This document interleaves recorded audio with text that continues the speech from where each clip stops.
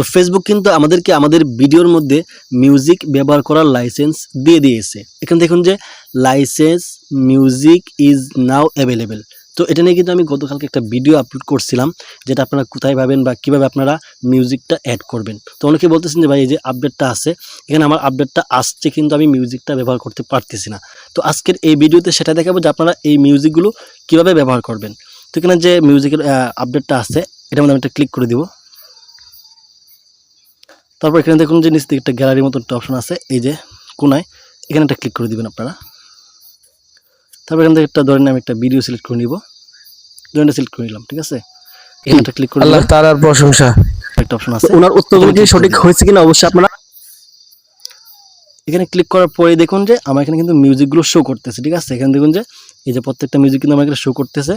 হ্যাঁ, আপনার যেটা পছন্দ হয় আপনি চাইলে কিন্তু এখানে প্লে করে দেখতে পারেন। আমি যেটা প্লে করি,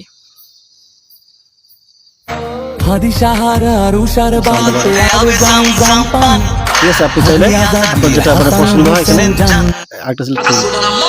যেমন আমি উপরে যেটা আছে বা 2 নম্বর যেটা আছে এটা আমি সিলেক্ট করবো। দেখুন আমার এখানে কিন্তু ভিডিওটাও মানে চলতেছে এবং যে মিউজিকটা করছে সেটা কিন্তু চলতেছে, ঠিক আছে। যদিও আছে এটা আমি কিন্তু এডিট করতে পারবো, ঠিক আছে। এই যে প্রথম যেটা আছে সেটা হচ্ছে আমার ভিডিওর সাউন্ড, ঠিক আছে। এটা হচ্ছে আমার ভিডিওর সাউন্ড, কমিয়ে দিলাম আমি।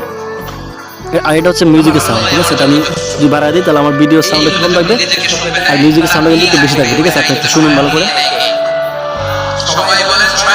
ঠিক আছে। আমার ভিডিওর মিউজিকটা কিন্তু কম আছে, অর্থাৎ আমার ভিডিওর যে সাউন্ড আছে ওটা কিন্তু কম। তারপর কিন্তু উপরে ডানে ক্লিক করে দেবেন একটা, ঠিক আছে, করে দিব আমি, ঠিক আছে। তারপর নেক্সটে ক্লিক করলে কিন্তু আমি এই ভিডিওটা আপলোড করতে পারবো, ঠিক আছে। এভাবে মিউজিক ব্যবহার করলে আমার কোনো সমস্যা হবে না।